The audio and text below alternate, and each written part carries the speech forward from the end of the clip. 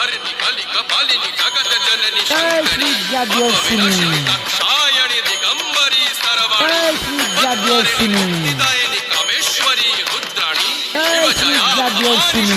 अखिलेश्वरी इंद्राणी त्रिलोकतारिणी जय असुरदलनी श्री पार्वती जाज्ञवसिनी भगवती राजराजेश्वरी दुर्गा जय श्री भुवनेश्वरी जाज्ञवसिनी देवी दिगंबरी गिरिशवंदिनी जय श्री कल्याणी जाज्ञवसिनी महिषासुरा मर्दिनी ब्रह्माणी योग जय श्री सिद्धिकरी जाज्ञवसिनी देवी नमोस्तुते अट्टहास प्रिये जय भजने श्री दुर्गा जाज्ञवसिनी नमोस्तुते।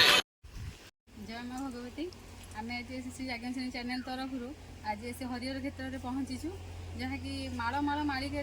महापुरुष मैंने ये जगार सविशेष विवरण प्रदान करम सागर ये पीठाधीश जोड़ी रही श्री हरिहर दास बाबा किसी पचारि बुझा प्रणाम जाज्ञवसिनी चैनल तरफ आपको स्वागत करुँ। अष्टगिरी बेष्टित वस्तुकल्प नगर केउठी ये जो अष्टगिरी बेढ़ी थे आउ वस्तुकल्प राजा नगर हो जगटा केउठी गोटे भल प्रश्न पचार जोटी कि वसुकल्प रजा जे कि सी केवल अष्टकन्या थे से अष्टकन्या को अष्टसेना रक्षा को देते से जो अष्टसेना रक्षा को देते जो अष्टगिरी की नामित करते जो कि आम अष्टगिरी अच्छी पुलनगिरी राहगिरी रत्नगिरी उदयगिरी आ वज्रगिरी एम सब अष्टगिरी की अष्टसेना रक्षा को देकर सी कौन करते ना वसुकल्प रजा सी बौद्ध धर्म अवलंबी होते तेणुक से ये जो गिरी सब जो जगह अच्छी उदयगिरी आम रत्नगिरी ये सब जगह बौद्ध कीर्ति मान बहुत मिले आ बौद्ध भिक्षु मैंने बहुत आसती आसरी बहुत कार्यक्रम सारा विश्व में जदि किसी जहाँ को माने पचारि गले कि जहाँ माने गूगल सर्च कले जापारे जे से जगहटा कौन तेणु से उदयगिरी रत्न अच्छा ये वसुकल्प नगर जहाँ कहते जो जगह अवस्थित सेठारे अष्टगिरी अच्छी जो अष्टगिरी वसुकल्प नगर रे अष्टगिरी अच्छी एक हूँ ललितगिरी दुई रे उदयगिरी तीन रे रत्नगिरी चार रे वज्रगिरी पांच रे कोलनगिरी छह रे पुष्पगिरी सात रे आलमगिरी आठ रे राहाड़गिरी यह चारि शिव घेरी रही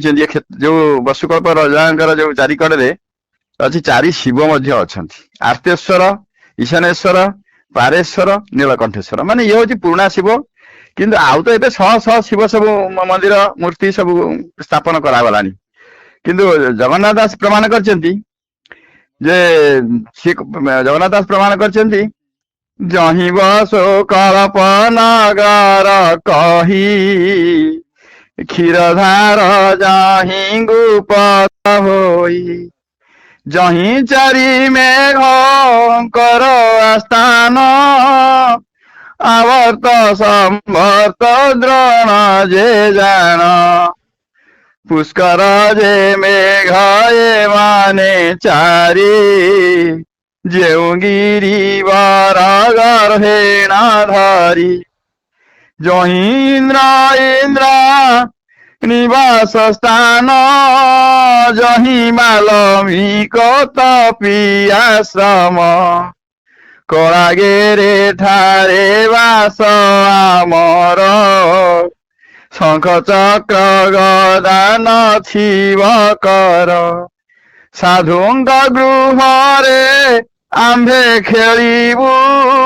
वैष्णवंक संगे संग होइबु